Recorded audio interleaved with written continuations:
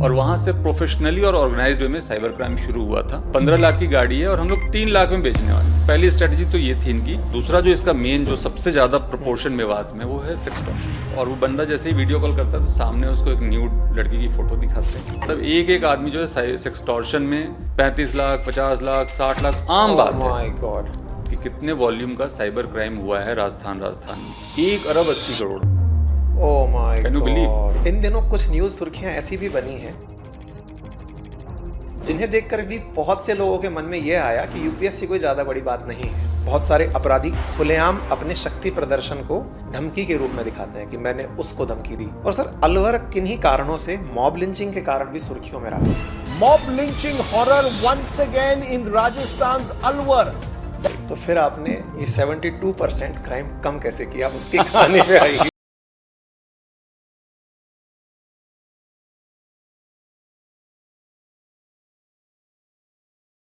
नमस्कार साथियों, स्वागत है आप सभी का अंकित इंस्पायर्स इंडिया पर। मैं हूं अंकित अवस्थी। आज हैं आप एक और इंस्पायरिंग इंडियन स्टोरी में, और आज की स्टोरी में हम चर्चा कर रहे हैं एक ऐसी कहानी की जिसने वर्ष 2023 में अखबारों की सुर्खियां बनने का अवसर पाया था।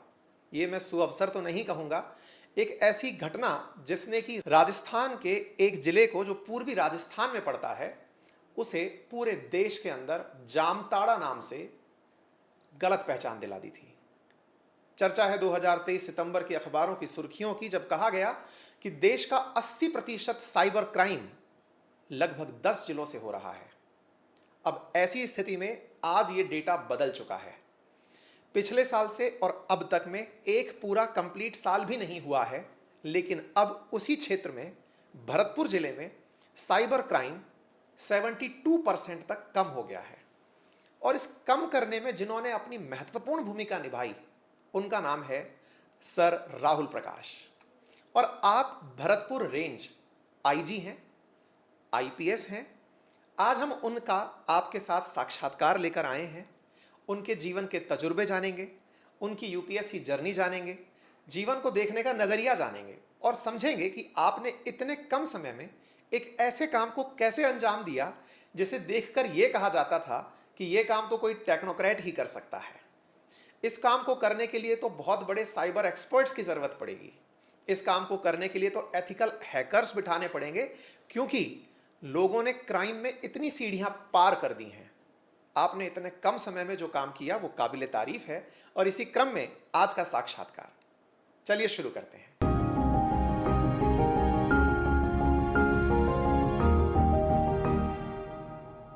स्वागत है सर आपका। Thank you Ankit, thank you very much.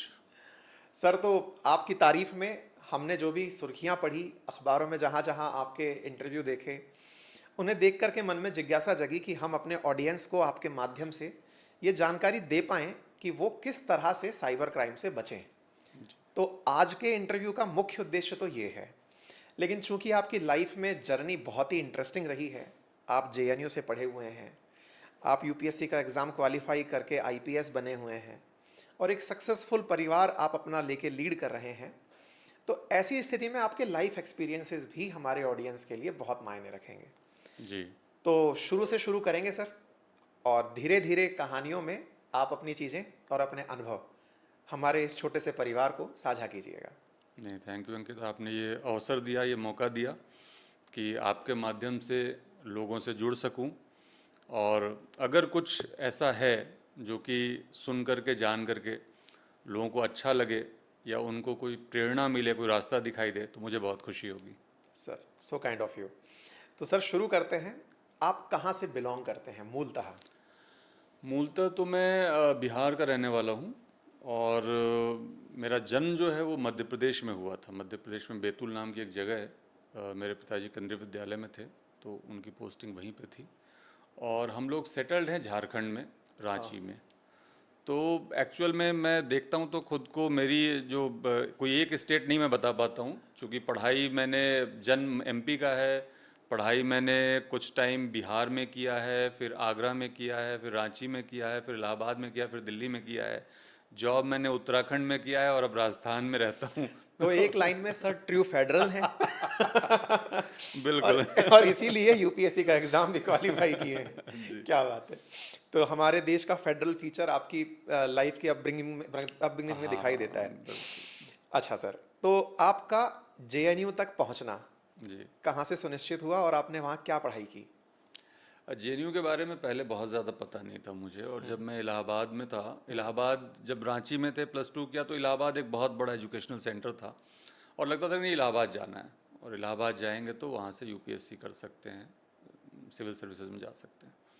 Allahabad जब गए, वहाँ ग्रेजुएशन किया और पोस्ट ग्रेजुएशन भी मैंने इलाहाबाद से यूनिवर्सिटी से किया, तो पहली बार पता चला कि जेएनयू जो यूनिवर्सिटी है वो इंडिया की टॉप मोस्ट यूनिवर्सिटी है, और अगर वहाँ पे जाया जाए तो चीज़ें और आसान हो जाती हैं। वहाँ पे सिविल सर्विसेज का सिलेक्शन बहुत ज़्यादा था, और इसके अलावा भी वहाँ की जो बुद्धिजीविता थी वो भी अपने आप में बहुत अट्रैक्ट करती थी।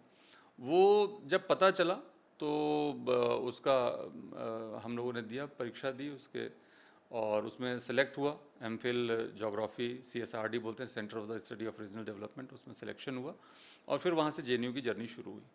अब जेएनयू में सबसे अच्छी बात ये थी कि वहाँ के टीचर्स बहुत ज़्यादा डेडिकेटेड होते हैं रिसर्च पे, कि अगर आप यहाँ पे आओ तो रिसर्च करो। लेकिन वहाँ पे ये भी नहीं है कि अगर आप रिसर्च के साथ कुछ और करना चाह रहे हो, अगर आपने अपना पूरा काम ईमानदारी से कर लिया और उसके बाद अगर आप एक्स्ट्रा कुछ और करना चाह रहे हो तो उसमें कोई आपके लिए बाधा उत्पन्न नहीं होती है। तो ये वहाँ की खूबसूरती थी और उसका हमने लाभ उठाया। और दूसरी जो सबसे बड़ी बात वहाँ पे जो मोटिवेशन मिलता था वो ये था कि आप जिनके साथ रह रहे हो, खाना खा रहे हो, चाय पी रहे हो, आपको रिजल्ट आने पता चलता है अरे इसका सिलेक्शन यूपीएससी में हो गया, ये आईएएस हो गया, ये आईपीएस हो गया, तो फिर आपको कोई बहुत बड़ी चीज़ नहीं लगती है। इलाहाबाद में जो एक सबसे बड़ी दिक्कत आती थी कि यूपीएससी बहुत बड़ी चीज़ लगती थी, वहाँ लगेगा कि आपके बस का नहीं है, वो भ्रम जेएनयू में आके टूट जाता है। सर जैसे आपने कहा कि यूपीएससी बहुत बड़ी चीज़ नहीं लगती, इन दिनों कुछ न्यूज़ सुर्खियां ऐसी भी बनी हैं जिन्हें देखकर भी बहुत से लोगों के मन में यह आया कि यूपीएससी कोई ज़्यादा बड़ी बात नहीं है।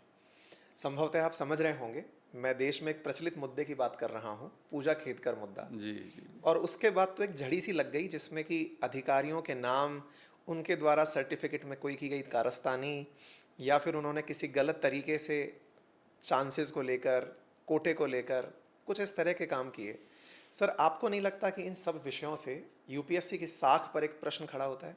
ईमानदारी से मैं कहूँ अंकित, तो यूपीएससी भारत में आज भी एक ऐसी संस्था के रूप में है जिसके ऊपर यहाँ के 125 करोड़ भारतीयों का विश्वास है, और ये विश्वास ही है जिसके दम पे हमारे जैसे बहुत सारे बच्चे जो कि सामान्य मध्यम वर्ग से आते हैं वो मेहनत करते हैं, और हम उनको इस बात पे भरोसा है कि अगर हम मेहनत करेंगे तो एक फेयर प्रोसेस के थ्रू हमारा सिलेक्शन भारत के सबसे जो सर्वोच्च सेवाएं हैं उसके लिए हमारा चयन हो सकेगा।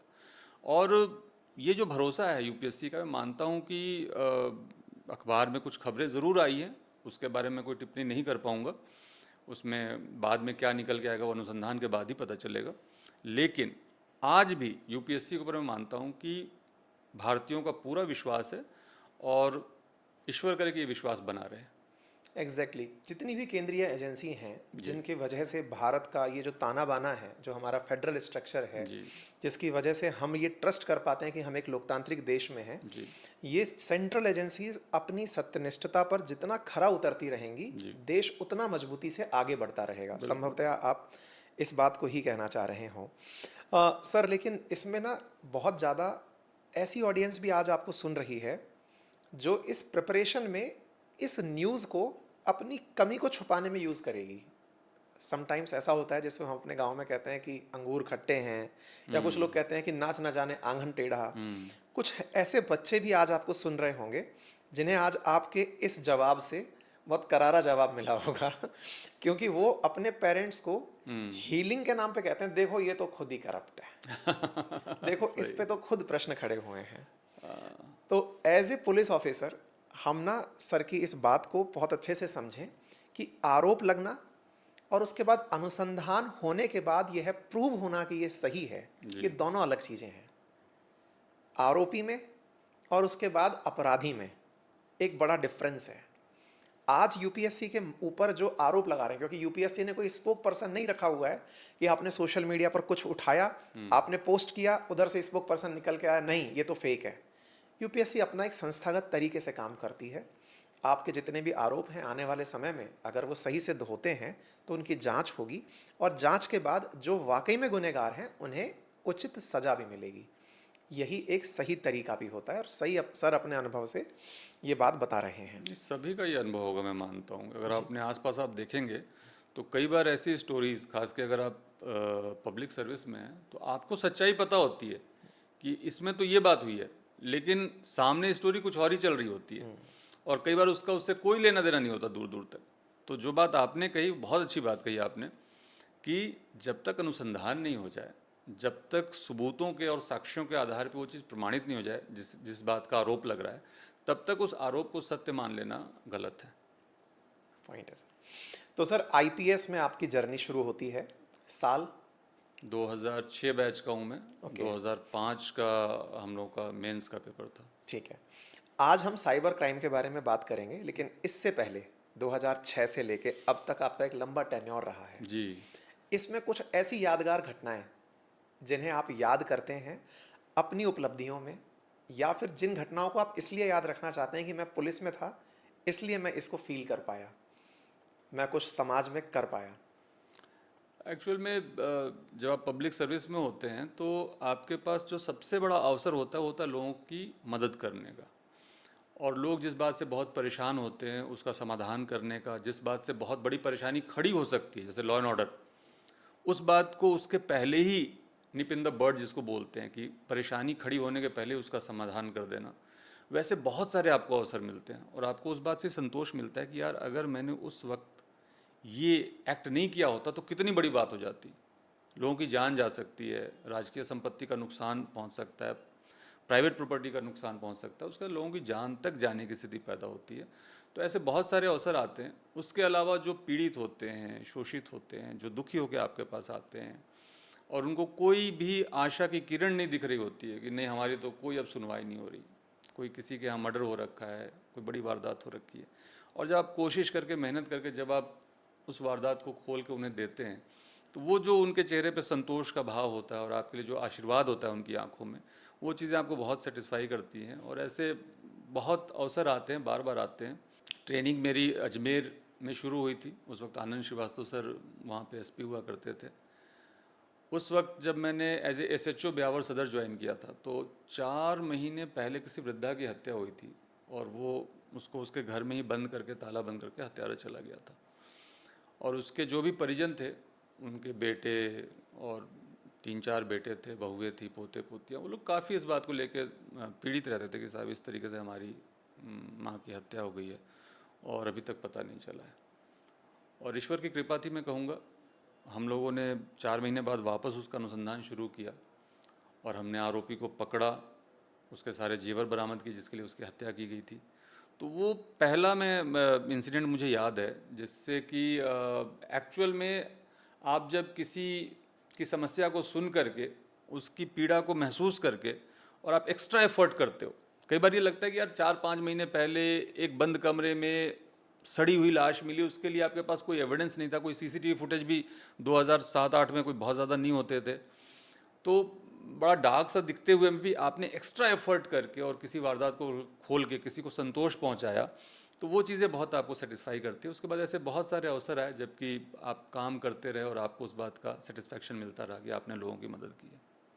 सर जब इस तरह के काम आप करते हैं, क्या कभी आपको अपने कार्य को संपादित करते दौरान कभी पॉलिटिकल इंटरफेरेंस मिला? पॉलिटिकल इंटरफेरेंस वर्ड मैं कहता हूँ कि मीडिया में बहुत ज़्यादा यूज़ होता है, बट पॉलिटिकल इंटरफेरेंस जैसी चीज़ अस्तित्व में है नहीं अगर आप सच्चाई में देखो। क्योंकि जिसको आप पॉलिटिकल इंटरफेरेंस कर रहे हो वो जनप्रतिनिधियों के द्वारा आपको बताई जा रही बात होती है, दी जाने वाली जानकारी होती है, पीड़ितों की शिकायतें होती हैं, और वो उनका कर्तव्य है। मैं मानता हूँ कि किसी भी जनप्रतिनिधि के द्वारा अगर कोई पक्ष उनके पास गया है तो उनकी बात आपके तक पहुँचाए। वो हो सकता है कि आपके प्रकरण में मुलजिम पक्ष हो सकता है कि मुस्तगिस पक्ष हो, परिवादी खुद हो, कंप्लेनेंट हो, तो कोई भी अगर उनको पास जाता है, उनको कोई फैक्ट बताता है, तो आप तक उस बात को पहुंचाना उनकी जिम्मेदारी है। उसके बाद निर्णय तो आप ही करते हो ना, तथ्यों के आधार पर निर्णय करने का अधिकार तो कोई आपसे नहीं छीन रहा। तो जो बात आपके तक पहुंचा रहे हैं जनप्रतिनिधि, उसको पॉलिटिकल इंटरफेरेंस के तौर पे तो मैं नहीं मानता हूँ। कोई दबाव, कोई निर्णय बदलने का, अपराधी का नाम काटने का, कि सर इसका नाम लिस्ट में ना आए, कुछ ऐसा प्रयास कि आपके ऊपर किसी तरह से कि नहीं, यदि ऐसा हुआ जैसे फिल्मों में दिखाते हैं कि कोई राजनेता है, कोई गून है, वो धमकी दे रहा है। आजकल जिस तरह से चल रहा है कि बहुत सारे अपराधी खुलेआम अपने शक्ति प्रदर्शन को धमकी के रूप में दिखाते हैं कि मैंने उसको धमकी दी। आपने कभी कोई ऐसा काम किया हो जिसकी वजह से किसी अपराधी की इतनी ज़रूरत हुई हो? क्या कुछ ऐसा कभी याद आता है? एक्चुअल में होता क्या है कि जो व्यक्ति जिस बात से कन्विंस्ड है उसको वही बात सही लगती है। अगर कोई व्यक्ति को लगता है कि यार पुलिस जिसको पकड़ रही है वो निर्दोष है और मेरे पास इसको मानने के कारण है, तो वो उससे कन्विंस होता है कि पुलिस गलत कर रही है। और गलत कर रही है मानते हुए, सही अपने आप को मानते हुए आपको 2 बातें 4 बातें बता सकते हैं, तर्क दे सकते हैं, इवन आपसे बहस भी की जा सकती है। इस तरीके से जनप्रतिनिधि की बात नहीं है, पब्लिक भी करती है। आपने सैकड़ों ऐसे फुटेज देखे होंगे जबकि रोड जाम किया जाता है ना। आप डेड बॉडी को रख के प्रदर्शन करते हुए आप लोगों को देखते हैं, आप पानी की टंकी पे चढ़े हुए लोगों को देखते हैं, तो वो भी तो दबाव ही है ना एक तरीके का। लेकिन वो लोग वहाँ कन्विंस्ड हैं उस बात से कि हम जो अपनी मांग कह रहे हैं, हमारी मांग सही है, और दूसरा हमारी सुनवाई नहीं हो रही। तो उस तरह की मांग तो आपके इतने मतलब कि सर्विस में और राजकीय सेवा में आते रहेंगे। वो किसी भी पक्ष से आ सकता है, आम आदमी की तरफ से भी आ सकता है, नागरिक की तरफ से भी आ सकता है, किसी जनप्रतिनिधि की तरफ से भी आ सकता है। बट कोई भी आपके निर्णय लेने के अधिकार को नहीं छीन रहा है। ये आपकी खुद का नैतिक शक्ति है कि आप जिसको सही मानते हो आप वही करो। तो आपने ना सर बहुत ही प्यारे शब्दों में स्टूडेंट्स को बहुत अच्छे आंसर्स दे दिए। मैं आपसे ये आंसर पूछ रहा था, लेकिन सही मायने में ये स्टूडेंट्स को पढ़ाए जाने वाले पॉइंट्स भी हैं जो यूपीएससी के अच्छे आंसर्स लिखना चाहते हैं। उनसे अक्सर इस तरह के आंसर्स की अपेक्षा की जाती है जी। और वो आंसर्स में आपने वो बात बताई कि आप सर्विसेज में क्यों जाना चाहते हैं। तो आपने जो शुरुआत में बताया ना कि आपको जॉब में जो सेटिस्फेक्शन मिला, that was the real answer. जी। जो कि अगर प्रिपरेशन करते समय कोई कैंडिडेट सोच लेता है कि मुझे इसलिए जाना है कि मैं किसी ऐसे आदमी के काम आ सकूंगा जिसकी शायद सुनवाई ना हो रही हो, नंबर 1। नंबर दूसरा, आपने बात बताई कि राजनीतिक इंटरफेरेंस। अगेन आपने इस बात को फिर से प्रूव किया कि आप वाकई में यूपीएससी के लिए फिट हैं। और कैसे? क्योंकि आप लोकतांत्रिक मूल्यों को समझ रहे हैं कि जो हमारे राजनेता हैं वो राजनेता असल में जनता की आवाज़ है। जी। जो भी राजनीतिक इंटरफेरेंस देने के नाम पर 100 लोगों का समूह आ रहा है, असल में उन्हीं की बात सुनने के लिए ही तो हमें इस तरह की सर्विसेज में लाया गया है। बिल्कुल, सुनना तो अदरवाइज सबका तो ही है। अंग्रेज ही खूब थे। हाँ बिल्कुल। सर्विसेज तो वो भी चला रहे थे। बिल्कुल। तो उनमें और आप में जो सबसे बड़ा अंतर क्रिएट हुआ वो यही तो हुआ कि आज उनकी सुनवाई होती है। बिल्कुल सही। बहुत बढ़िया सर। अच्छा सर, कभी ऐसा हुआ जैसे कि एथिक्स में जब हम पढ़ते हैं तो एथिकल डायलेमा एक शब्द यूज होता है, और मैं ये मानता हूं कि एक अधिकारी के जीवन में इससे सामना जरूर होता है। सर इस पर आप अपना प्रकाश डालें, नाम भी आपका राहुल प्रकाश है तो विस्तार से डालें। नहीं, एथिकल डायलेमा बहुत तरह के होते हैं सर्विसेज में। और जैसे आपको एक छोटा सा एग्जांपल देता हूँ कि मान लीजिए किसी व्यक्ति के साथ बड़ा जघन्य अपराध हो रखा है ना। मान लीजिए बलात्कार हुआ उसकी बेटी के साथ, उसकी वाइफ के साथ, उसके बाद उनकी हत्या कर दी गई, और उसके बाद उस व्यक्ति के द्वारा उस आरोपी की हत्या कर दी गई गुस्से में, प्रोवोकेशन में। अब बेसिकली एज पर लॉ आप उसको अरेस्ट भी करते हैं, उसके ऊपर ट्रायल भी चलता है और सज़ा भी होती है ज़्यादातर मामलों में। लेकिन ये एक तरह का एथिकल डायलेमा ही है कि आप एक तरफ तो देख रहे हो कि इस व्यक्ति की पीड़ा इतनी ज़्यादा थी और सामने वाले का उसके ऊपर हिंसा का जो क्रूरतम रूप हो सकता है वो प्रयोग में लिया गया है, और शायद मैं भी इस जगह पे होता तो यही करता। एग्जैक्टली। अगर आप किसी भी व्यक्ति से पूछोगे ना तो वो कहेगा हाँ इस जगह पे तो मैं भी यही करता। बट फिर भी उस वक्त आप अपने आप को रोक के, कानून से बांध करके, और जो आपके ऊपर उत्तरदायित्व शासन की तरफ से सौंपा गया वो निर्णय लेना, ये ज़रूर एक बड़ा कठिन काम होता है। बट है, इसके लिए आपको चुना जाता है कठिन काम को करने के लिए। बहुत सही।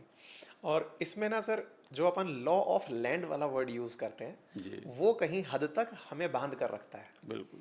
क्योंकि अगर यही कहीं और देश हुआ होता, उदाहरण के लिए कुछ गल्फ कंट्रीज, कि अगर किसी ने ऐसा किया है तो उसका ये काम कर दो, तो वहाँ पर न्याय अलग तरीके से डील करता है।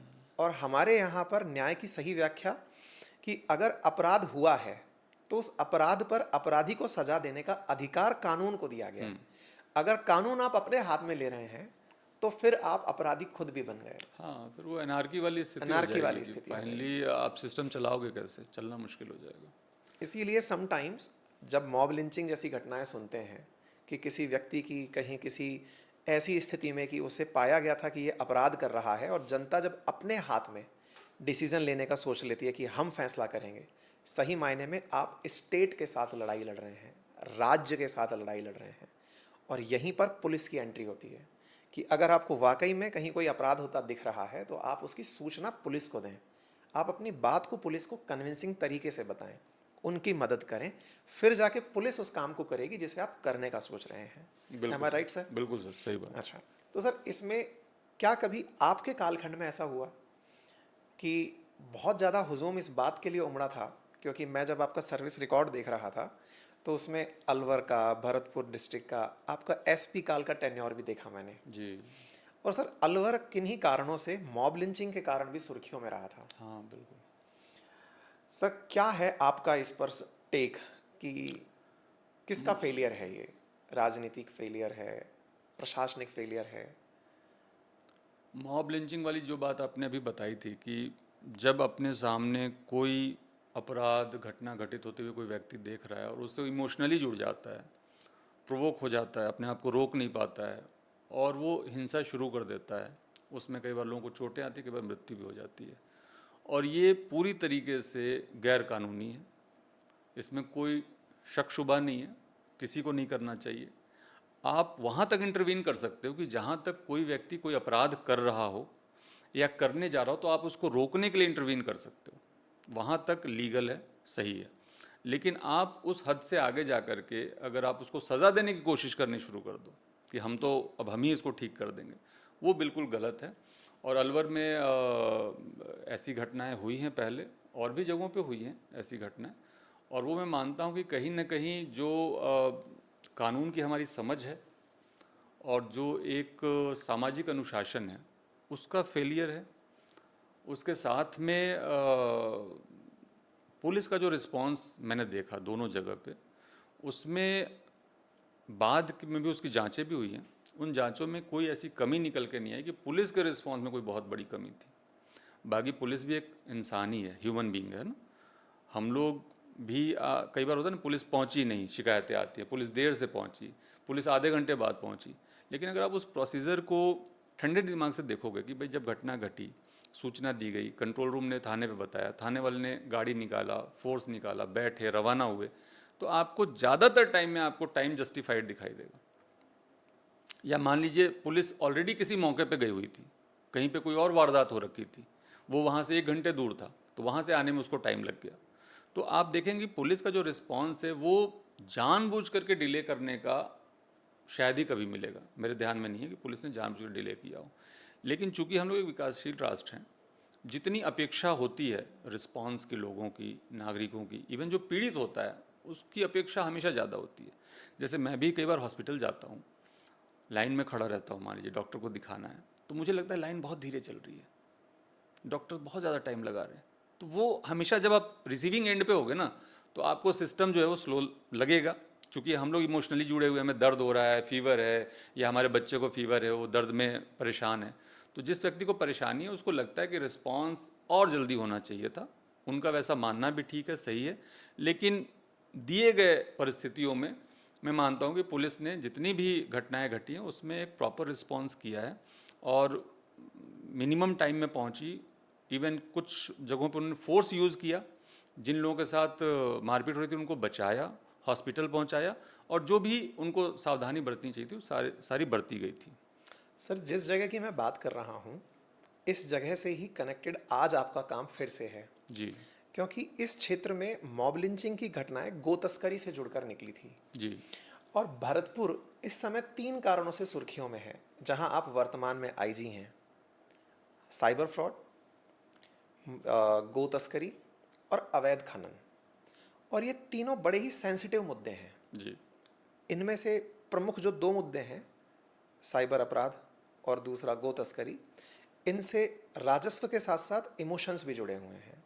क्योंकि साइबर फ्रॉड में सेक्सटॉर्शन जैसी घटनाएं भी बहुत सुनने में आती हैं, जी बिल्कुल। जिससे सामाजिक छवि का नुकसान होता है।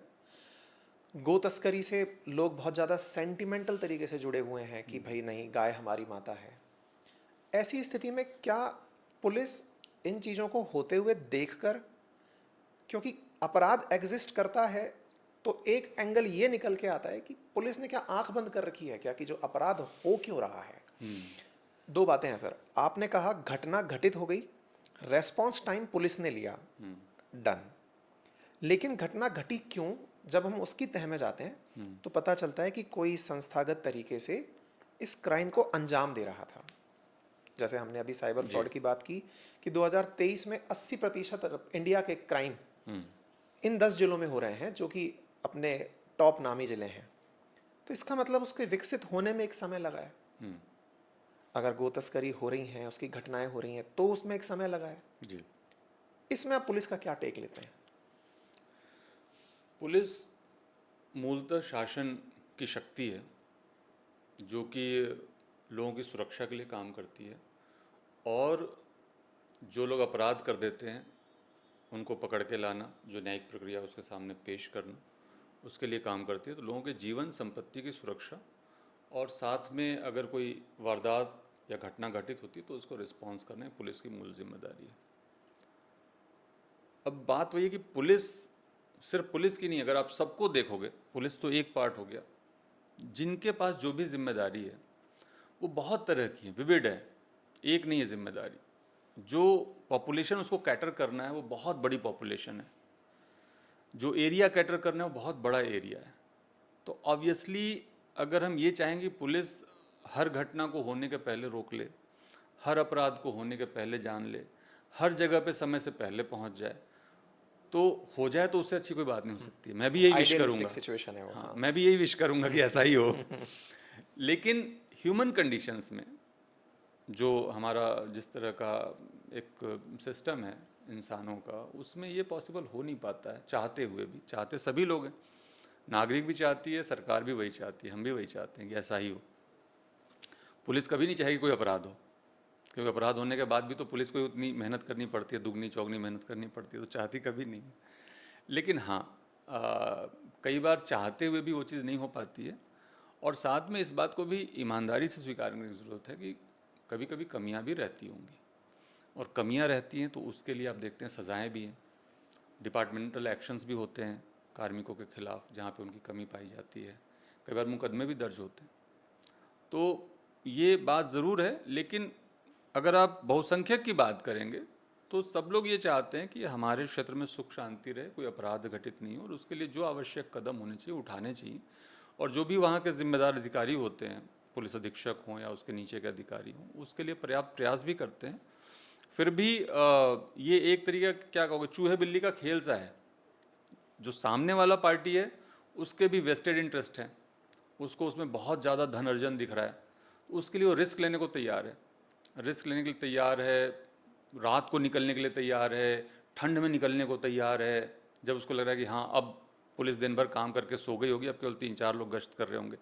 तो ये एक तरीका कंपटीशन है, एक चूहे बिल्ली का खेल है, जिसमें कि आगे पीछे चलते रहते हैं। बट कोशिश यही होती है कि पुलिस किसी तरह का अपराध नहीं होने दे, उसके लिए प्रिवेंटिव एक्शन हम लोग लेते रहते हैं, उसके लिए गश्त होती है, नाकेबंदी होती है, कॉर्डन सर्च होता है, रेड होता है, और अगर हो जाए तो उसको पकड़ें, बंद करें, जिससे कि कानून में लोगों की आस्था बनी रहे। तो फिर आपने ये 72% क्राइम कम कैसे किया, आप उसकी कहानी पे आइए। पुलिस के पास सब कुछ वही था, हाँ नहीं बात सही है, इंफ्रास्ट्रक्चर वही था, सब लोग वही थे। उसमें वही मैं कह रहा हूँ कि सबसे बड़ी बात वही है कि जो हमारी टीम है, काम उसने किया है, उसको उपयोग में लेने का तरीका जो होता है वो बस बदलने की ज़रूरत रहती है। और जो सरकार है, सरकार की शक्ति पुलिस है, और ये शक्ति बहुत बड़ी है, उस शक्ति को महसूस करने की ज़रूरत है। जिस प्रकार से हनुमान जी को जब लंका जाना था और वो खड़े हो गए समुद्र के किनारे। और उन्होंने ये जैसा कहते हैं कि सोचा कि शायद मैं इसको पार नहीं कर पाऊंगा, और जामवंत जी ने उनको याद दिलाया कि नहीं, ये आप में सारी शक्तियाँ हैं, आप चाहोगे तो हो जाएगा। तो बस उस शक्ति को जगाने की कोशिश की मैंने कि ये कोई रॉकेट साइंस नहीं है, बहुत सिंपल सी चीज़ है और बेसिक पुलिसिंग से हम लोग इसको कम कर सकते हैं। मूलतः चुनौती ये थी कि अभी तक की जो स्ट्रैटेजी थी बहुत सिंपल, 2-3 चीज़ें मैं बता रहा हूँ आपको। वो भी स्ट्रैटेजी अच्छी थी, ठीक थी, लेकिन एक सिंपल सी स्ट्रैटेजी हम लोग क्या कर रहे थे कि जो साइबर क्राइम में टेलीफोन्स काम में आ रहे हैं, मोबाइल फ़ोन्स काम में आ रहे हैं और जो सिम काम में आ रहे हैं, उनको ट्रेस करते थे और उसको ब्लॉक करवाते मैं थे। बीच में टोकूंगा। हाँ। हम इसको शुरू से शुरू करते हैं। आप हमें यहाँ से बताएं सर, ये होता कैसे था, सो दैट ना हमारे कुछ लोग कनेक्ट कर पाएंगे इस बात में कि उनके साथ भी ऐसा हुआ हाँ, है। नहीं बिल्कुल। तो वहाँ से शुरू करते हैं सर, माफ़ी टोकने के हाँ, लिए। नहीं, हाँ, बहुत तो ज़रूरी हमें था। प्लीज़ बताएं कि साइबर क्राइम जो है उसकी स्थान कैसे लेता था? शुरुआत आमतौर पे जामताड़ा से मानते हैं। झारखंड। झारखंड में एक जामताड़ा जगह है और वहाँ से प्रोफेशनली और ऑर्गेनाइज्ड वे में साइबर क्राइम शुरू हुआ था। और शुरू में अगर आप देखेंगे तो ये लोग करते क्या थे कि OLX जो था वेबसाइट, उसके ऊपर इन्होंने फ़ोटोज़ डालने शुरू किए, कार का, महंगी बाइक्स का, उनके पेपर्स भी डालते थे, क्योंकि वो सारे पेपर्स ऑनलाइन जो दूसरा व्यक्ति पोस्ट कर रहा है उसने पोस्ट कर रखा है, तो जस्ट वहाँ से कॉपी करके दोबारा इनको पोस्ट करना है और मोबाइल नंबर अपने डालने, नाम कोई दूसरा डालना है, मोबाइल नंबर अपने डालने जिसका सिम फर्जी होता था। और उसको कहते कि भाई ये 15 लाख की गाड़ी है और हम लोग 3 लाख में बेचने वाले हैं। तो पहली स्ट्रेटजी तो ये थी इनकी लालच। कि प्राइस डिफरेंस इतना बड़ा रखेंगे कि आप तुरंत लालच में आ जाओगे।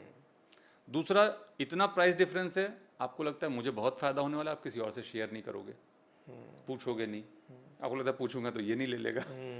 तो वो जो लालच का जो होता है बेसिकली अपराध, सॉरी मैं थोड़ा ज़्यादा आगे बढ़ा रहा हूँ इसको, नहीं प्लीज़ कि बताएं, अपराध क्योंकि जो है वो काम, क्रोध, भय, लोभ, ईर्ष्या, सारे अपराध इन 5 चीज़ों से ही होते हैं, जो 5 विकार मनुष्य के अंदर होते हैं। तो इन 5 में से किसी एकाध विकार को ही कल्टीवेट करना था उनको, तो उन्होंने 2 चीज़ों को कल्टीवेट किया, एक तो लोभ और एक काम। तो लोभ में तो इतना बड़ा प्राइस डिफरेंस देंगे आपको, भैंस बेचने की ऐड डालेंगे, कोई लिमिट नहीं है उसकी, सुअर बेचने की अभी तो डाल करके ठगी की थी उन्होंने, ठीक है, लेकिन प्राइस डिफरेंस इतना देंगे कि भाई 5,000 में सुअर दे रहे हैं, उसको बता रहे सुअर तो 25,000 का मिलता है, गाय दे रहे हैं 7,000 में, गाय मिल रही है 50,000 में। तो प्राइस डिफरेंस से आप अट्रैक्ट होकर के आप तुरंत उसके कॉल करोगे तो ही विल जस्ट टेल कि हाँ नहीं ठीक है, ये फ़ोटो मैंने आपको भेज दी और ये भेज दी और इतने इसके बच्चे हैं, बच्चे की फ़ोटो भेज दी, और सारी फ़ोटोज़ अवेलेबल हैं आपके नेट के ऊपर, डाल देंगे आपको, आप जो है 5,000 रुपये डाल दो जिससे कि मैं इसका ट्रांसपोर्टेशन कर दूँ, फिर पूरे पैसे डालना। तो आपको लगता है फेयर इनफ, थोड़े से पैसे डाल देता हूँ, फिर आएगा तो बाकी 5,000 और डाल दूंगा, और वो 5,000 आपने डाले, बात खत्म हो गई, उसको दूसरा चाहिए नहीं आपसे, वो फिर अगले से लेगा 5,000। तो एक तो ये उनका था मेन, और सारी चीज़ों में इसी तरीके से कर रहे हैं वो लोग। अगर मैं सही हूँ सर तो अपने अलवर भरतपुर में से टपलूबाजी कहते हैं। टटलूबाजी, टटलूबाजी, यस। टटलूबाजी बेसिकली इसका नॉन मॉडर्न फॉर्म था एक तरीके से, जबकि ये सोने की ईंट बेचने का झांसा देते थे। हाँ। लोगों को कॉल करते थे, अभी भी करते हैं, हाँ। कि मैं जेसीबी चलाता हूँ, जेसीबी चलाते वक्त मुझे खुदाई में सोने की ईंटें मिली हैं, और जो ईंटें हैं वो मैं किसी को बताऊंगा तो पुलिस जब्त कर लेगी, तो आप ले लोगे क्या, तो कितने की हैं क्या है, अगर आपने इंक्वायरी किया तो इमीडिएटली उसका इतना प्राइस डिफरेंस बताएंगे। मान लीजिए 20 लाख का सोना है तो बोलेंगे हम 3 लाख में दे देंगे, तो आप तुरंत बिना किसी को बताए आप तुरंत दौड़ के पहुंचते हैं उसके पास। फिर वो क्या करते हैं, सोने की ईंटें बनाते हैं, बनवा के रखते हैं प्रॉपर, उससे मुगलकालीन स्टैम्प्स लगे होते हैं, और उसके कॉर्नर्स पे चारों तरफ सोना लगा के रखते हैं रियल। तो आप जब जाओगे तो ऑब्वियसली आप विश्वास नहीं करोगे, मिलेंगे आपसे रात में अंधेरे में, तो वहाँ बहुत क्लैरिटी भी नहीं होती है टॉर्च की रोशनी में। फिर आपको आपके सामने उसका कोना काट के देंगे कि आप लेकर टेस्ट करा लो इसको। आप उसको लेकर के जाते हो, आप उसको टेस्ट कराते हो, टेस्ट करते हो तो आपको ज्वेलर बताता है कि अरे तो बिल्कुल 100% सोना है। फिर आपको तो यार फिर तो लॉटरी लग गई अपनी आप दौड़ के आते हो और आप गड़ा धन मिल गया। हाँ, जितना आप लेना चाहते हो उससे और ज़्यादा लेते हो। मतलब कई केसेस मैंने देखा कि लोगों ने अपने दोस्तों से 50-50 लाख उधार लेके और उस सोने को खरीद के ले गए, और जब लेके घर में जाके देखते हैं दिन के उजाले में तो पता चलता है तो पीतल है, और आप उनको ट्रेस नहीं कर पाते हो। तो इसको टटलूबाजी कहते थे। अब ये साइबर टटलूबाजी है, ये नया मॉडर्न टटलूबाजी, जिसमें कि लोग साइबर, क्योंकि इसमें मिलने की भी ज़रूरत नहीं है, रिस्क ही नहीं है कोई भी, आप चेहरा भी नहीं देख रहे हो किसी का।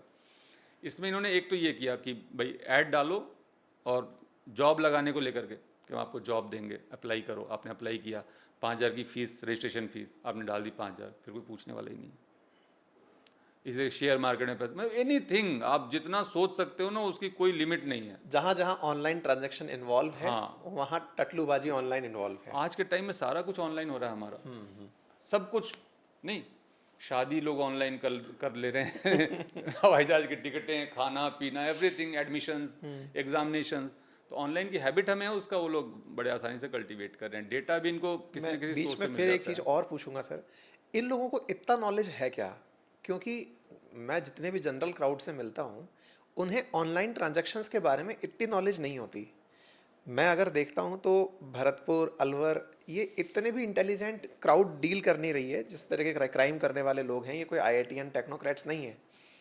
तो फिर इनको इतनी नॉलेज कहाँ से है सर कि इस तरीके से काम किया जाए? बेसिकली आप जिस काम को करते हैं ना, और बार बार अगर आप उस काम को करो और लिमिटेड उसी काम को करो, तो आपको उसके बारे में बहुत अच्छी नॉलेज हो जाती है। जैसे आप मैकेनिक्स को देख लो, आपको ज़्यादातर मैकेनिक्स आप जाओगे तो अनपढ़ मिलेंगे, ABCD नहीं पढ़ा है, लेकिन उसको पता है कौन फिल्टर है, कौन कार्बोरेटर है, कहाँ से कहाँ वायल जाएगा, कहाँ से कहाँ तेल जाएगा, कैसे इग्नाइट होगा, क्या प्रॉब्लम आ गई। तो चूंकि उस काम को बार बार करता है और उसी लिमिटेड स्कोप में करता है, तो वो उसका मास्टर हो जाता है। ये लोग भी वही है, ये लोग कोई बहुत ज़्यादा ऐसा कोई काम नहीं करेंगे जो आप बैंक चला रहे हो। इनको बस इतना पता है कि मुझे पहले ये मैसेज ड्रॉप करना है, फिर वहाँ से कॉल आएगा तो मुझे 4 फोटोज़ भेजनी है, फिर मुझे पैसे मांगने हैं, पैसे मांगने के लिए मुझे एक अकाउंट नंबर भेजना है या कोई QR कोड भेजना है, इतना ही करना है उनको। कोई रॉकेट साइंस नहीं है, बहुत सिंपल सी चीज़ है।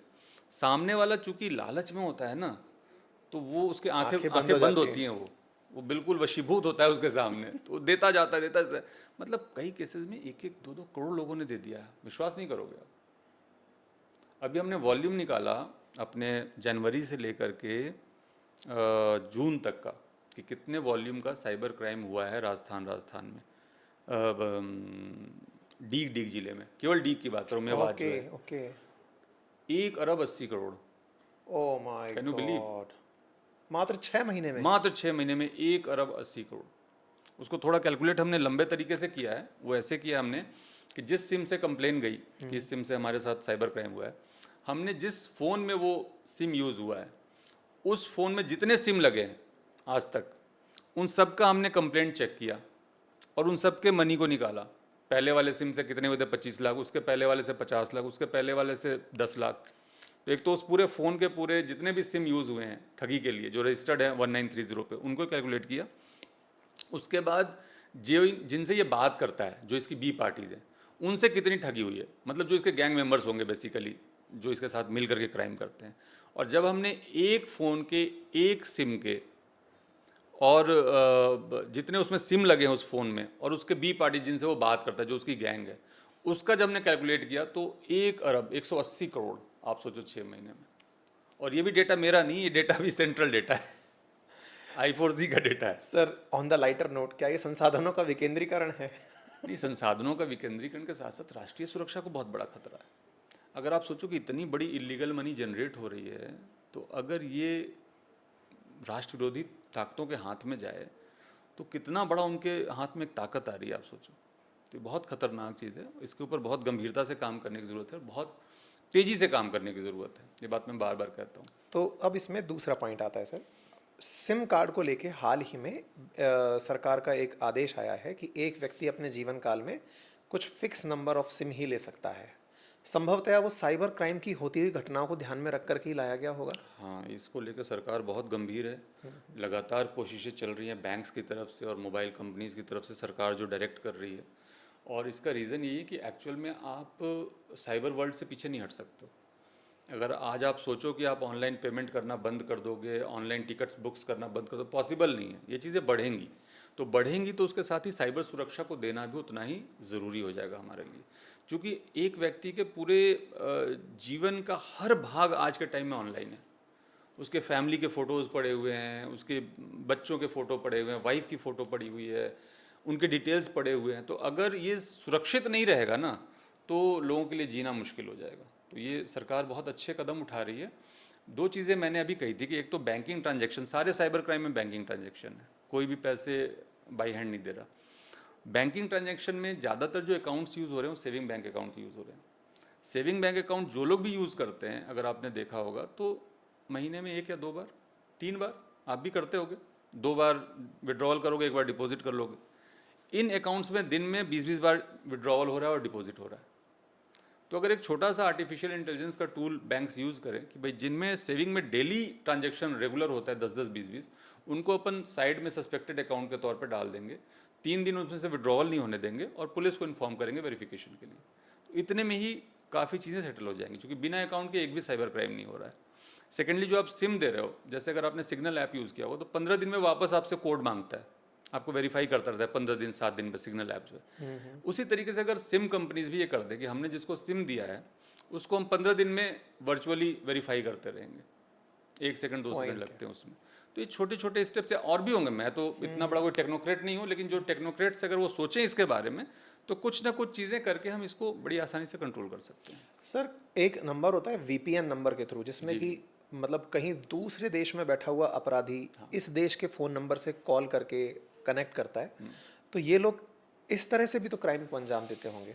हाँ, अभी इसका भी उपयोग उन्होंने शुरू किया है। वीपीएन अपने आप में एक बहुत बड़ी चुनौती है, बहुत बड़ी चुनौती है वीपीएन जो है, क्योंकि उसमें इतना बार बाउंस हो जाता है वो नंबर कि आप ना तो उसके लोकेशन तक पहुंच पाते हो, ना आप एग्जैक्ट नंबर तक पहुंच पाते हो। बैठा हुआ आपके बगल के घर में और लोकेशन सिंगापुर की आ रही है। Exactly. That is a challenge. उसके ऊपर भी काम सरकारें लगातार कर रही हैं और उसमें भी सक्सेस मिलेगा मेरे ख्याल से। लेकिन वीपीएन यूज़ करके भी जो साइबर क्राइम हो रहा है वो हो रहा है बैंक अकाउंट्स के थ्रू। तो हमें कहीं ना कहीं तो दबोचना पड़ेगा। अब इसका मैं दूसरे तरीके की बता दूं, लालच वाली बात होगी। दूसरा जो इसका मेन जो सबसे ज़्यादा प्रोपोर्शन मेवात में, वो है सेक्सटॉर्शन का। ओके। सेक्सटॉर्शन में लोग क्या कर रहे हैं कि अपनी एक व्हाट्सएप आईडी क्रिएट करते हैं। इनके पास सिम सारे फर्जी हैं जो बाहर से किसी और के नाम से हैं, बैंक अकाउंट्स इनके सारे फर्जी हैं, और जो मोबाइल फ़ोन यूज़ कर रहे हैं वो चोरी के मोबाइल फ़ोन्स होते हैं। वो दिल्ली से चोरी होके आए हैं, IMEI भी उसका चेंज कर देते हैं ये लोग। उसमें एक फेक अकाउंट क्रिएट करेंगे जिसमें किसी लड़की की फ़ोटो लगाएंगे ये लोग, और दिन भर में 100 लोगों को हाय का मैसेज भेज देंगे। अब उनमें से अगर 5 लोगों ने भी रिस्पॉन्ड कर दिया, मतलब 5 लोगों को भी हाय लग गई।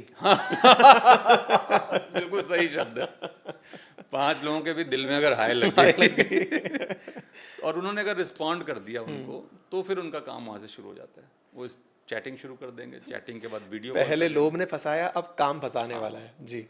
और उसने जैसे ही वो ज़्यादा आगे जाता है तो वीडियो कॉल के लिए उसको प्रेरित करते हैं। ठीक है। चलो हम लोग वीडियो कॉल करते हैं, और वो बंदा जैसे ही वीडियो कॉल करता है तो सामने उसको एक न्यूड लड़की की फ़ोटो दिखाते हैं, वीडियो दिखाते हैं, और उसके साथ में साइड में, चूँकि आपका वीडियो भी चलता है वीडियो कॉल में, उसको रिकॉर्ड कर लेते हैं।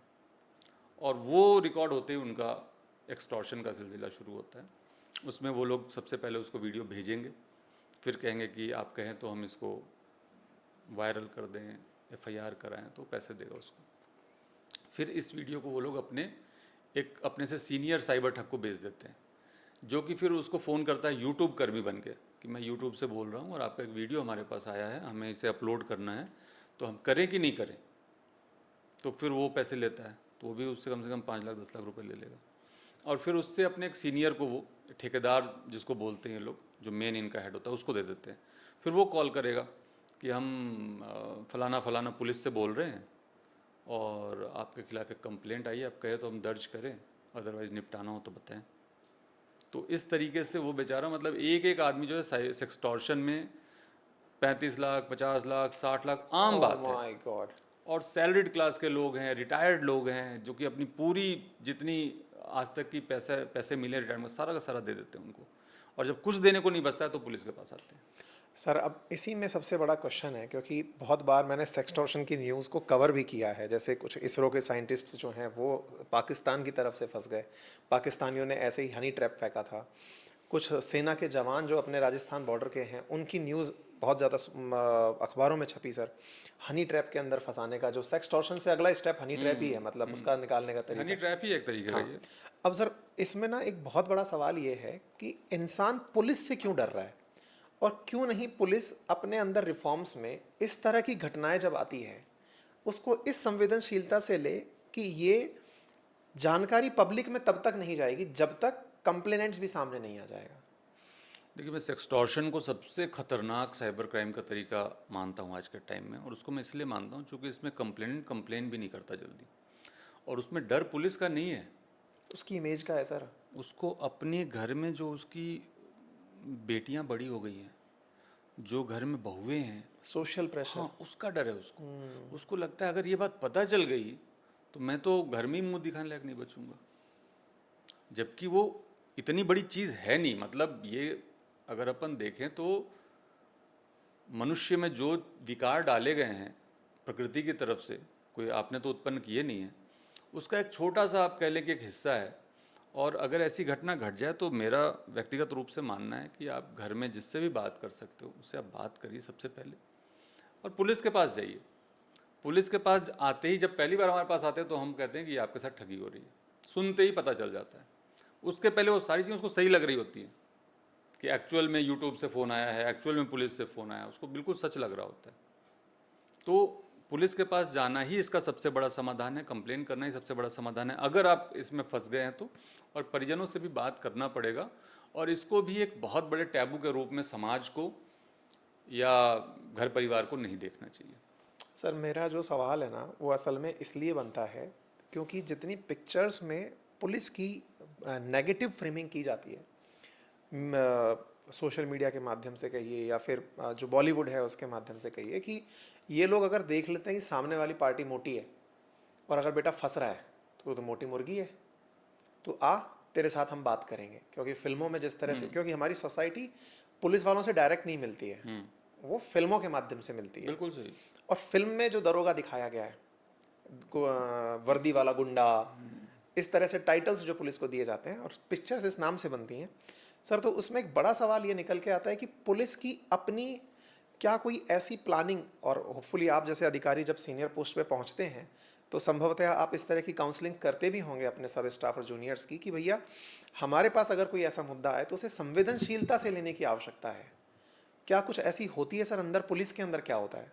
अब थोड़ा विस्तार से मैं बताता हूँ आपको जी। पहली चीज़ तो ये कि जो पुलिस है वो समाज का हिस्सा जी। है ना। समाज में भी जिस तरीके से आप हर तरह के लोग देखते हैं तो हर तरह के लोग पुलिस में भी। हमारे में वैसे लोग कम हैं समाज की अपेक्षा। अब नॉर्मल अगर कोई सैंपल साइज चुनेंगे तो उसकी अपेक्षा आपको लोग कम मिलेंगे। कारण उसका ये रहेगा कि वो ट्रेंड है, उनको ट्रेनिंग दी गई है, और साथ में उनके सुपरविज़न का एक बहुत स्ट्रॉन्ग सिस्टम बना हुआ है। लेकिन फिर भी 100% लोग अपेक्षा अनुसार व्यवहार करेंगे, ऐसा पॉसिबल नहीं हो पाता है। दूसरी बात, लोग पुलिस से डरते हैं, ये एक मिथ है, मैं मानता हूँ। आप कहीं भी चले जाइए, मेरे बिना आप जाइए, आप कहीं भी लोगों के बीच में बैठिए, घुमा फिरा के आपको लोग बोलेंगे साहब यहाँ पे एक पुलिस की चौकी खुलवा दो, यहाँ पे रात में एक पुलिस का पिकेट लगवा दो, हमारे कॉलोनी में आप पुलिस की गश्त लगवा दो, बोलते हैं। पुलिस से डरता कोई नहीं है, लोगों को पुलिस का साथ चाहिए। लोग चाहते हैं, पुलिस को देख के लोग सुरक्षित फील करते हैं, और ये सच्चाई है। सच है सर। मैं जब स्टूडेंट था इलाहाबाद में, इसको रिवर्स कुछ इस जगह ऐसा भी कहा जाता है कि अगर पुलिस से इतनी दिक्कत है तो एक दिन पुलिस वालों को छुट्टी पे भेज दो उसके बाद देख सकते हो। हाँ। तो एक्चुअल में मैंने खुद फील किया, कई बार हम CLG मीटिंग में जाते हैं, लोग यही नहीं मानते साहब एक पुलिस चौकी लगवा दो। अगर पुलिस से इतनी लोगों को प्रॉब्लम होगी तो क्यों चाहेंगे पुलिस हमारे गाँव में रहे, हमारे शहर में या मोहल्ले में रहे। मैं जब इलाहाबाद में पढ़ता था तो रात में करीब 12-1 बज गए थे। अपने एक दोस्त को, हम लोग 2 दोस्त ड्रॉप करके स्टेशन पे आ रहे थे, साइकिल से वापस आ रहे थे, और साइकिल से आ रहे थे तो रात के 1-1:30 बजे बिल्कुल सुनसान हो गया था, और थोड़ा वो जो पॉपुलेशन था जहाँ से हम लोग गुजर रहे थे वहाँ कच्ची बस्ती सी थी, और वहाँ छीना झपटी की ऐसी शिकायतें आती रहती थी। हम लोग बहुत तेज़ी से साइकिल चला रहे थे। फाइनली हमें एक मोड़ पे एक पुलिस वाला था, होमगार्ड था, उस वक्त इतना पता भी नहीं चलता था, कोई एक खड़ा था रात, उतने में आप इतने निश्चिंत हो जाते हो कि हाँ आप ठीक है।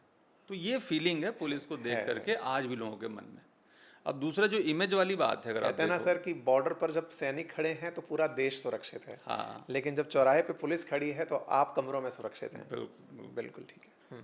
तो सेक्सटॉर्शन में या कोई भी घटना होती है तो पुलिस के पास तो जाना ही चाहिए। सेक्सटॉर्शन में लोग थोड़ा झिझक रहे हैं, तो मैं आपके माध्यम से सबको कहना चाहूँगा कि पुलिस 100% कोऑपरेट कर रही है। मेरे पास एक भी ऐसा केस नहीं है जबकि कोई पीड़ित किसी पुलिस के पास पहुंचा और पुलिस ने रिस्पॉन्ड नहीं किया हो। और फिर भी एक सिस्टम बना हुआ है, अगर मान लीजिए थाने पे नहीं हुआ तो SP साहब बैठे हुए हैं, डिप्टी साहब हैं, SP साहब हैं, IG साहब हैं, उनसे मिल करके भी आप अपनी बात कहें, लेकिन पुलिस के पास जाएँ, अन्यथा आप बहुत नुकसान कराने के बाद शायद पुलिस के पास जाएंगे।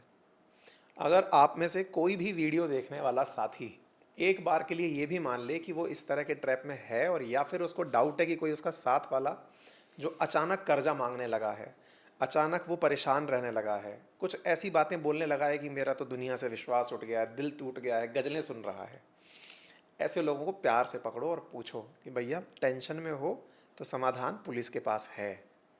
और घर में भी अगर परेशान दिखें, हाँ, घर में घर बड़े वाले भी, बुजुर्ग घर वालों की, बड़े बुजुर्गों को, हाँ एग्जैक्टली क्योंकि सर रिसेंटली बड़े बुजुर्ग ना मोबाइल आ तो गया है लेकिन वो यूज़ करना ढंग से जान नहीं समझते पाए। नहीं हैं। कई बार सर उनके मोबाइल पे ऐसी वेबसाइट्स खुल जा रही हैं, किसी दोस्त ने मजाक में हाँ, मस्करे में कुछ ऐसा भेज दिया, वो अंदर ही अंदर इस वेदना में जीने लगते हैं कि मैंने ये क्राइम कर दिया है, और वो जो मानसिक वेदना है ना उनकी, वो उनको बहुत क्षति पहुंचा रही है। मुझे ऐसे प्रकरण ध्यान है अंकित, मैं आपको सॉरी डिस्टर्ब कर रहा हूँ, ऐसे प्रकरण ध्यान है जिसमें कि वीडियो कॉल आया किसी बुजुर्ग को, उस बेचारे को पता नहीं है, उसको केवल पता है कि कॉल आया तो उठा लो, उसने उठा लिया और सामने न्यूड वीडियो और उसकी वीडियो रिकॉर्ड कर ली और ब्लैकमेलिंग शुरू हो गई। जबकि उसने ना बात की ना चैटिंग की, कुछ नहीं किया बेचारे ने, लेकिन चूंकि वीडियो कॉल आया था उसने उठा लिया तो उतने देर में रिकॉर्डिंग हो जाती है। तो जो आप बता रहे हैं बहुत ज़रूरी है कि अगर आपको घर में आपके बड़े बुजुर्ग परेशान दिख रहे हो बाई चांस, तो ज़रूर आप उनसे खुल के बात करें और अगर कोई समस्या हो तो पुलिस के पास आएँ। इसी के साथ मैं बताऊंगा आपके चैनल के माध्यम से कि 1930 1930 साइबर हेल्पलाइन नंबर है पूरे भारतवर्ष में। ओके, तो कोई भी साइबर क्राइम आपके साथ होता है, अगर आपको लगता है साइबर क्राइम हो गया है, तो तुरंत जितनी जल्दी हो सके 1930 पे आप अपनी कंप्लेंट को दर्ज करा दें। परफेक्ट है सर।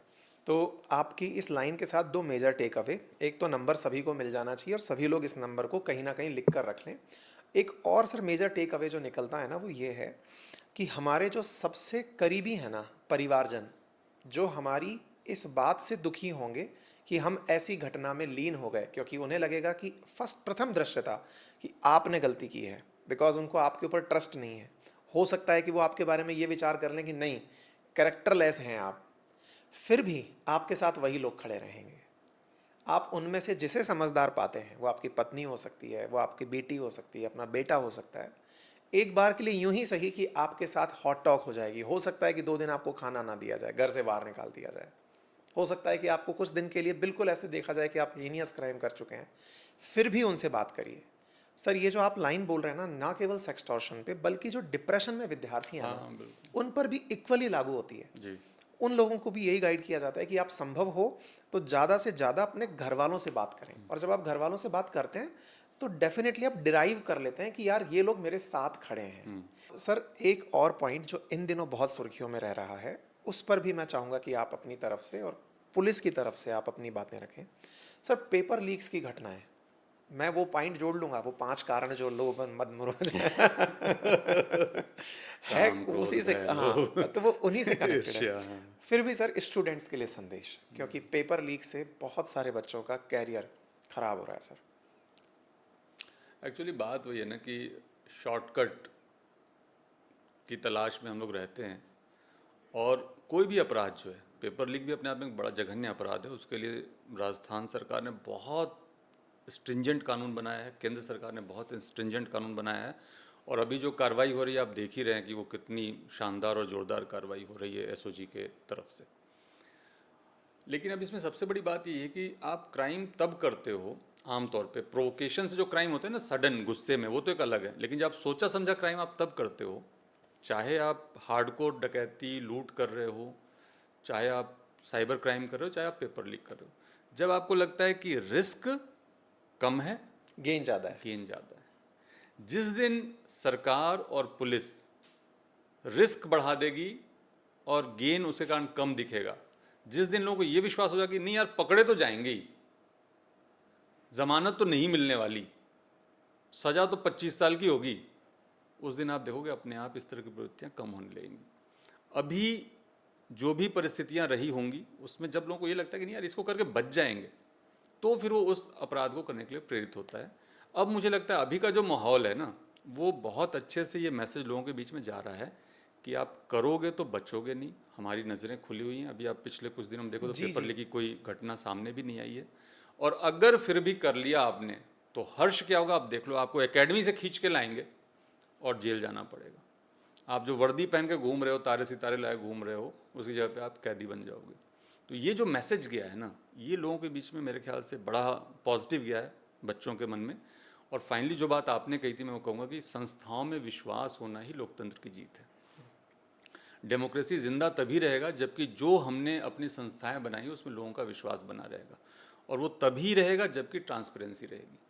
जो काम हम कर रहे हैं हम तैयार हैं दिखाने के लिए कि ठीक है, आपको मेरे डिसीजन पे डाउट है, आप देख लीजिए ये कारण है, इसके कारण मैंने ये डिसीजन लिया है, या ये हमारी प्रक्रिया है चयन की, ये हमारी प्रक्रिया है क्वेश्चन पेपर सेट कराने की।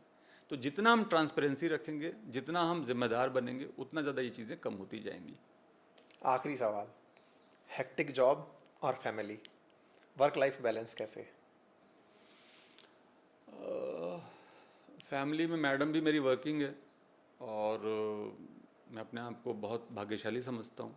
हमारी पत्नी जितना बच्चों के लिए करती हैं, फैमिली के लिए करती हैं, खाना भी बनाती हैं खुद से, और एक जो आप कहते हैं, जैसा अगर आपको हाउसवाइफ जिस तरीके से जिम्मेदारी सारा घर का उठा के रखती हैं, उस तरीके से वर्किंग होते हुए भी मैडम उसको उठा करके रखती हैं। Being an IAS officer. और साथ में हम लोग शेयर भी काफ़ी कुछ करते हैं। जैसे बच्चे अगर सुबह उठते हैं, तो अभी तो मैं भरतपुर चला गया, 5 साल से मैं जयपुर में ही था, तो मैं बच्चों को तैयार कराने का काम करूँगा तो मैडम तब तक नाश्ता बना लेंगी। तो इस तरीके से करके हम लोग काफ़ी हद तक घर के काम को मेंटेन करके रखते हैं। उसके अलावा खेलने का कोई ना कोई एक कोशिश करते हैं कि शाम को या तो लॉन टेनिस खेल लें, या वॉक पे चले जाएं, या कोई एक ऐसा काम कर लें जिससे कि आपका फिजिकल फिटनेस भी बना हुआ रहे। चीज़ें ज़्यादातर कोशिश करते हैं बच्चों को घर का दें, खुद भी घर का खाएं, बाज़ार की चीज़ें कम से कम यूज़ करें, उससे भी आपका हेल्थ बना रहता है।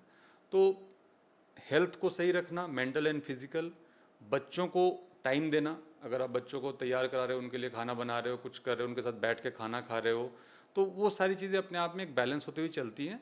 और जो रिक्वायरमेंट आपकी जॉब की है, उस वक्त आपकी जो घरेलू जिम्मेदारियाँ उससे वो डिस्टर्ब नहीं हो, और जब आपकी घर की जिम्मेदारी आपके ऊपर है तो फिर आप इतना ज़्यादा ओवरवर्कड, ओवरवेल्म्ड नहीं हो जाओ अपने जॉब में कि आप इनके ऊपर ध्यान ही देना बंद कर दो। तो इस सोच के साथ चलने पे मैं देख रहा हूँ कि चीज़ें ठीक से चलती हैं। आप मैनेज कर पा रहे हैं? हाँ, बिल्कुल आसानी से, ऐसी कोई शिकायत नहीं है। Touch wood. सर, बहुत ही शानदार रहा आपके साथ ये समय, कब कट गया हमें पता नहीं चला। थैंक यू सो मच, आपने इतना कीमती समय निकाला। Thank you. और आगे भविष्य में आप फिर से पधारें सर जी, और कुछ ऐसे ही अपडेट्स हमारे लिसनर्स को मिलते रहें। इसी के साथ शुक्रिया सर। थैंक यू, बहुत अच्छा लगा मुझे आके। Thank you. थैंक